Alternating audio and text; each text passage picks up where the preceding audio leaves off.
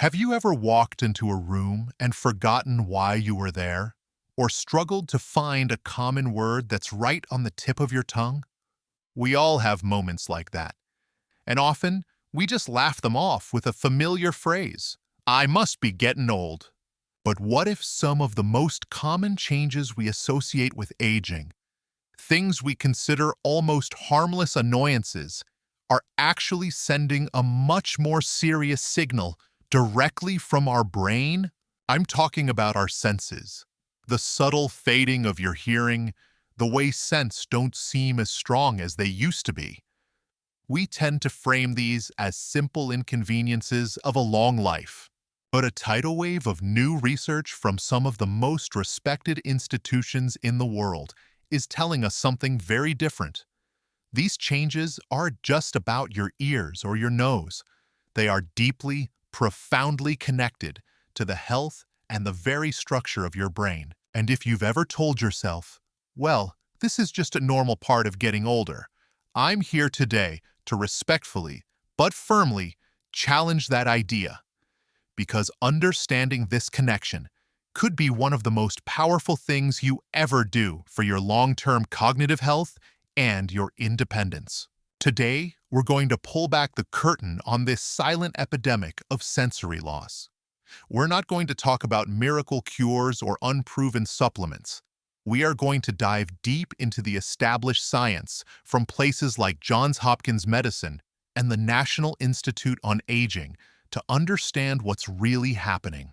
We'll explore the frightening link between hearing loss and dementia, a connection that is so much more than just having to turn up the volume on the television. We'll uncover why your sense of smell might just be one of the most powerful and earliest predictors of your future brain health.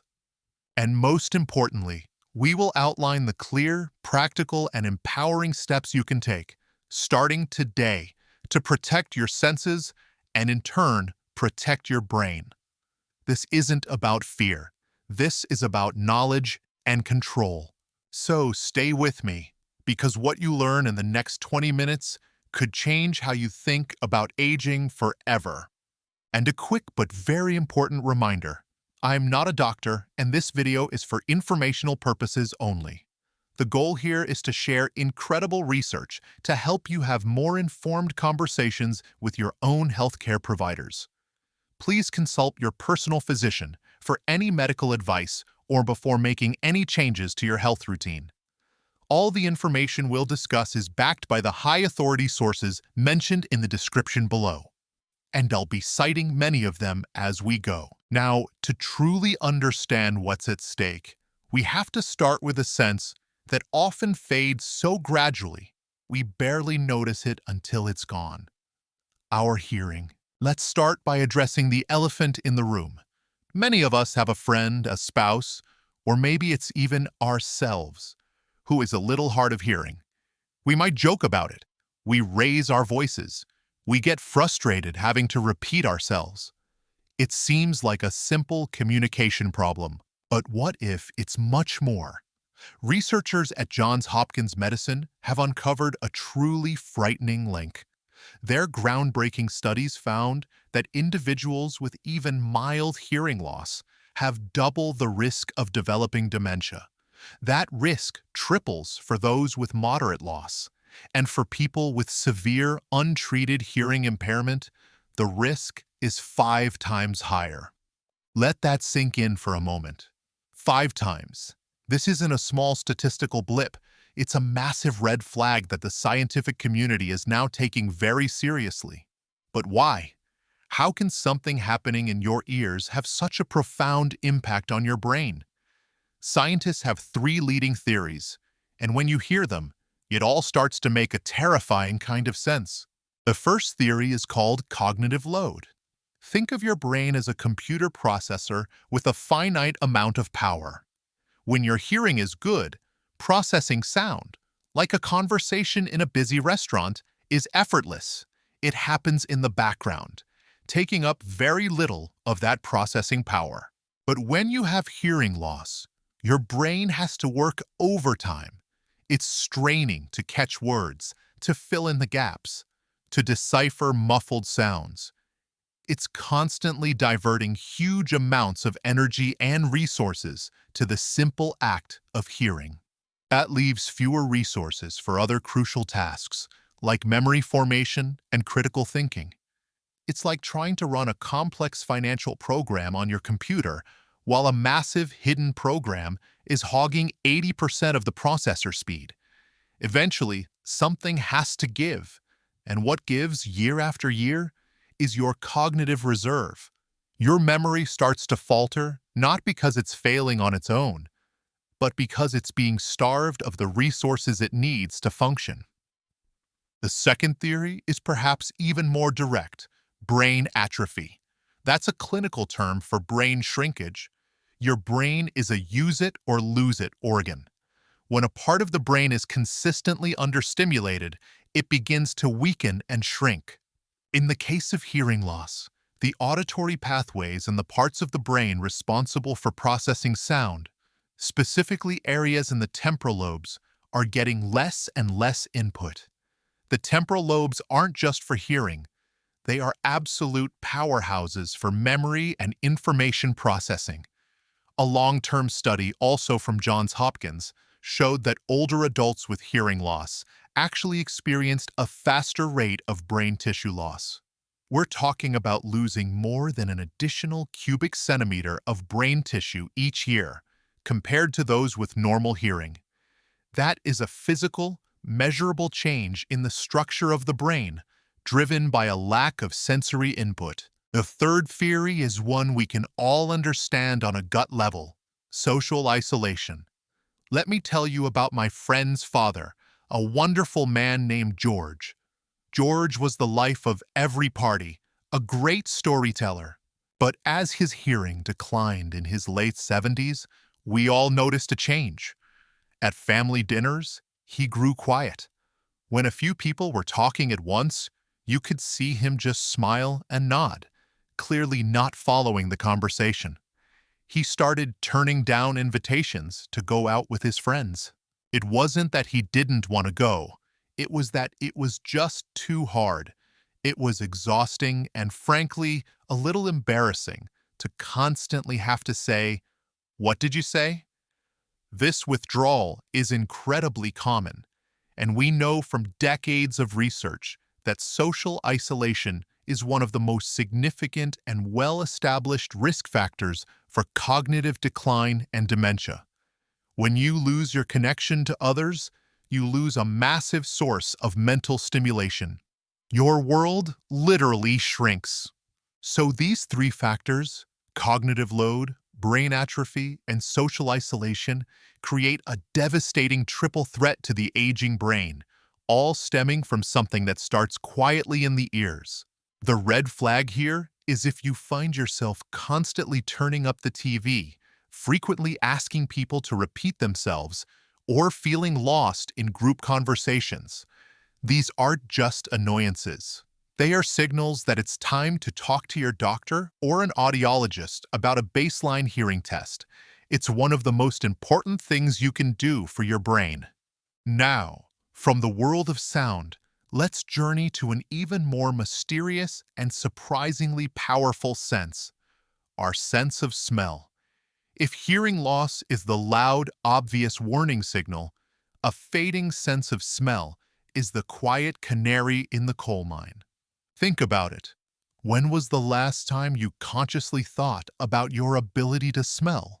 Maybe it was the scent of freshly brewed coffee this morning, or the fragrance of a rose in the garden. For most of us, it's a background sense. But for neurologists, it's becoming a key focus in the early detection of neurodegenerative diseases like Alzheimer's and Parkinson's. Here's why. The pathway from your nose to your brain is incredibly direct. The nerves that detect odors, located in your nasal cavity, send signals straight to the olfactory bulb, which is a structure sitting at the very base of your brain. This region is intimately connected to the brain's memory and emotion centers, like the hippocampus and amygdala. This is why a certain smell can instantly transport you back to your grandmother's kitchen, or your high school gymnasium. It's a direct line to your past. Disturbingly, the olfactory bulb and its connected pathways are among the very first areas of the brain to be damaged by the pathology of Alzheimer's disease, the infamous amyloid plaques and tau tangles. This damage can occur years, even a decade or more, before the more classic memory symptoms become apparent.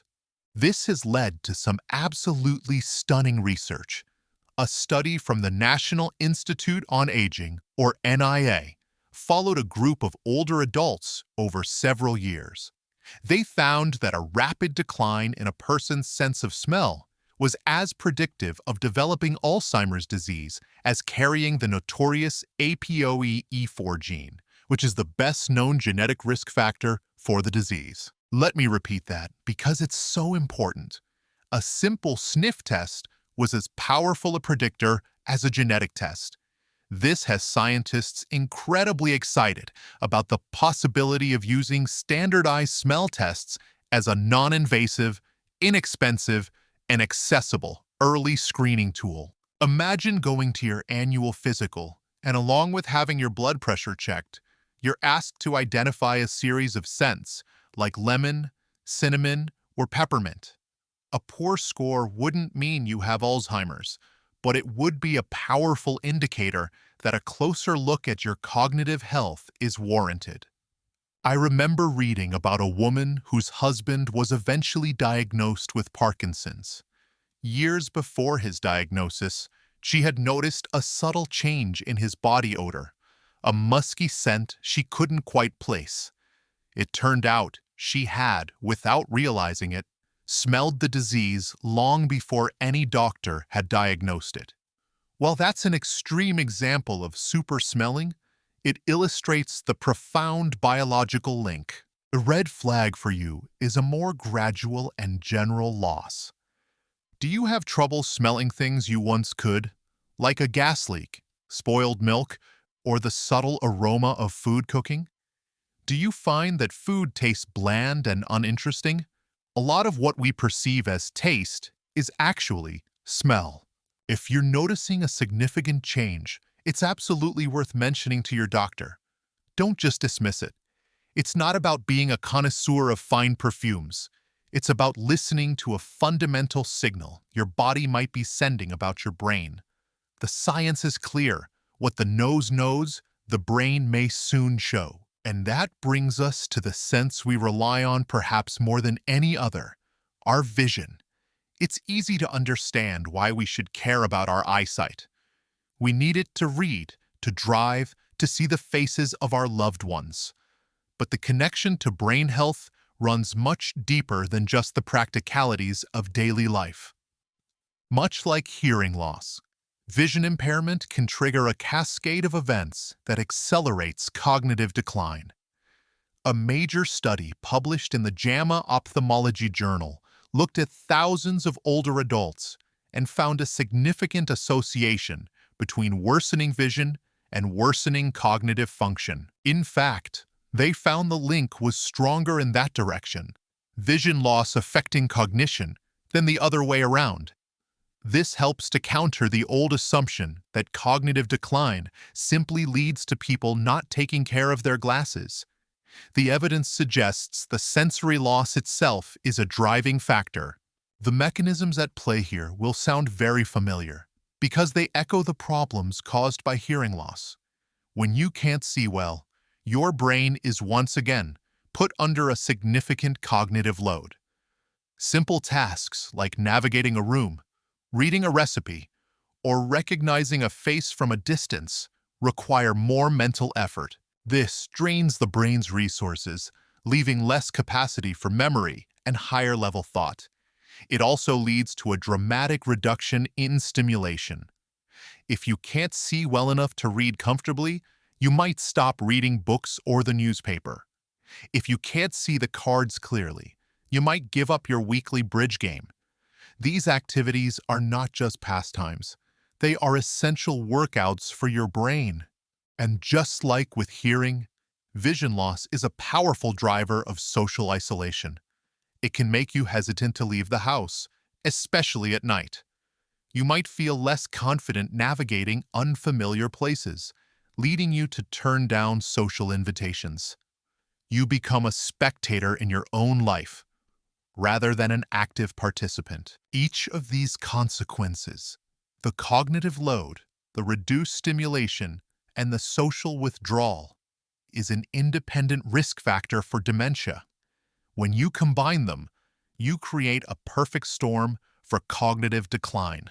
So let's just take a quick pause here. We've covered a lot of heavy information, and I want to make sure it's sinking in. We've talked about how untreated hearing loss can physically shrink parts of your brain and increase dementia risk by up to 5 times. We've uncovered how your sense of smell can be a powerful early warning system for diseases like Alzheimer's. And we've seen how failing vision can isolate you and starve your brain of the stimulation it needs to thrive. These are not small things. They are the primary channels through which your brain experiences and engages with the world. If you're finding this deep dive helpful and a little eye-opening, I would be so grateful if you took just 1 second to tap that like button below this video. It tells YouTube that this is valuable information, and it helps get this message out to more people like you who need to hear it. Thank you so much for that. Now, I know this can all sound a bit daunting, but I promise you, this is where the story turns. This is where we move from the problem to the solution. Because the most exciting part of this entire story is that your brain has a superpower. That superpower is called neuroplasticity.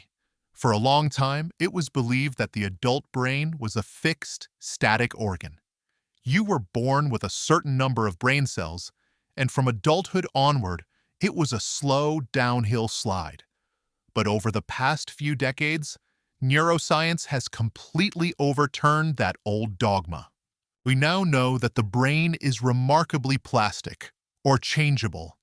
It has the incredible ability to reorganize itself, to form new neural connections, and to reroute pathways throughout your entire life. Think of it like a vast network of roads in a city. If there's a major traffic jam or a road closure on one main artery, the traffic doesn't just stop. Over time, the city can build new side streets, create detours, and reroute the flow of traffic to bypass the blockage. Your brain does the exact same thing. When one area is damaged or understimulated, other areas can be trained to pick up the slack. This is the hopeful science that underpins everything we're about to discuss. It means that we are not passive victims of brain aging. We can be active participants in strengthening and protecting our brains. And it all starts with making a conscious decision to manage our sensory health. So let's get into the most important part of our conversation today, your actionable plan. This is your 4-point strategy to leverage the power of neuroplasticity and build the more resilient brain. First and foremost, you must make getting your hearing and vision checked a non-negotiable part of your annual health routine. We need to stop thinking of these as optional checkups and start seeing them for what they are, a vital brain health screening. We get our cholesterol checked. We get our blood pressure checked. A baseline hearing and vision test is just as important, if not more so, for our long-term cognitive wellness. The American Geriatric Society strongly recommends regular sensory screenings for all older adults, precisely because of this brain health link. So schedule an appointment with an audiologist and an optometrist. Get a baseline measurement. Even if you think your hearing and vision are fine, you might be surprised. Sensory loss is often so gradual that we compensate for it without even realizing it. Getting a professional, objective assessment is the critical first step. This brings us directly to the second and perhaps most difficult step. Treat sensory loss seriously and immediately. For so long, Hearing aids and even glasses have been seen as unfortunate symbols of getting old. There can be a stigma, a sense of vanity, or a reluctance to admit we need help. I want to challenge you to completely reframe that thinking. A hearing aid is not a sign of weakness. It is a tool for brain health. It is a sophisticated piece of technology designed to keep your brain's auditory center stimulated, engaged, and healthy. It fights social isolation. It reduces cognitive load. A landmark 2023 study in The Lancet, one of the world's most prestigious medical journals, found that for older adults at high risk for cognitive decline, using a hearing aid appeared to reduce that risk by nearly half over a 3-year period. Think about that. That is more effective than any known dementia drug on the market today. So if your doctor or audiologist recommends hearing aids, please see it as an investment in your future independence, your memory, and your connection to the world. The same goes for vision. If you need glasses or a stronger prescription, get it. Use them. Don't let vanity or inconvenience stand in the way of feeding your brain the rich visual information it craves. Third on our action plan is a concept you may have never heard of, but it's one I find incredibly exciting. It's the idea of putting your brain on a sensory diet. This doesn't involve food, but rather feeding your brain a rich and varied diet of sensory experiences to stimulate neuroplasticity. Research, like a recent review in the journal MDPI, is exploring how multi-sensory environments can enhance cognitive function. In our modern lives, it's easy to get stuck in a sensory rut. We listen to the same music, eat the same foods, walk the same route every day. A sensory diet is about intentionally breaking that pattern. How do you do this? It's easier than you think. In the kitchen, try cooking with a new spice you've never used before. Close your eyes and really focus on its unique aroma. When you're listening to music, don't just put on your old favorites. Explore a new genre, maybe some classical music, or jazz, or even ambient nature sounds. Pay attention to the different instruments and textures. Go for a walk in a different park or a new neighborhood. Focus on the feeling of the sun on your skin, the sound of the birds, the smell of the flowers or the rain. This isn't just about mindfulness. It's about actively sending novel and complex information to your brain, forcing it to build new connections and stay flexible. It's a workout for your senses, and therefore, a workout for your brain. Finally, our fourth point underpins all the others. You must prioritize staying socially connected and physically active. As we've seen, the retreat into isolation is one of the most dangerous consequences of sensory loss. You have to consciously fight against this pull. Schedule regular calls with friends and family. Join a club, a volunteer group, or a class at your local community center. Make social plans and stick to them, even on days you don't feel like it. These interactions are complex cognitive tasks that challenge your brain in the best possible way. And of course, physical activity. We know that exercise is fantastic for the brain. It improves blood flow, reduces inflammation, and stimulates the release of growth factors that help create new brain cells. Research from UCLA Health continually reinforces how lifestyle factors like social engagement and exercise are crucial buffers against the cognitive consequences of sensory impairment. They work together. Being physically active makes you more likely to get out and be social. Being social gives you a reason to stay active. It's a powerful, positive feedback loop that protects both your sensory and your cognitive health. So let's bring this all together. Today, we've journeyed deep into the quiet crisis of sensory loss.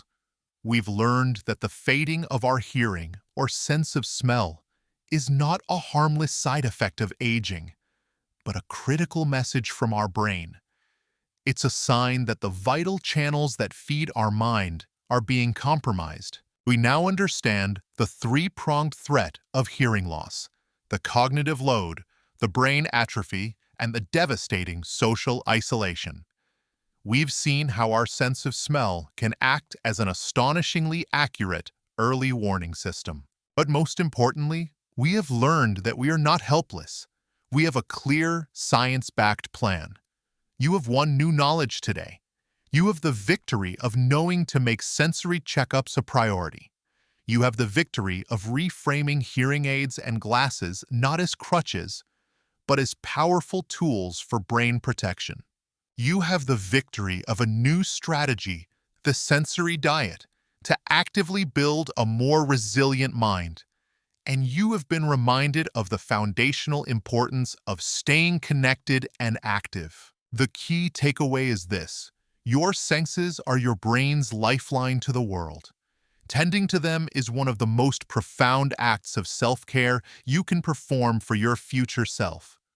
It's crucial to remember that sensory loss is a risk factor, not a diagnosis. But by managing that risk, you are taking back control and stacking the deck in favor of a long, sharp, and independent life. Now, I would love to hear from you. Which of the points we discussed today was the biggest aha moment for you? Was it the shocking statistics about hearing loss, the predictive power of smell, or the simple idea of a sensory diet? Please share your thoughts and experiences in the comments below. Reading and learning from each other is what makes this community so special. And if you enjoyed this deep dive and want more content that respects your intelligence and empowers you with real science to live a healthier life, please be sure to hit subscribe and ring that little notification bell so you don't miss our next video. Thank you so much for spending this time with me today. Be well, stay empowered, and I'll see you in the next video.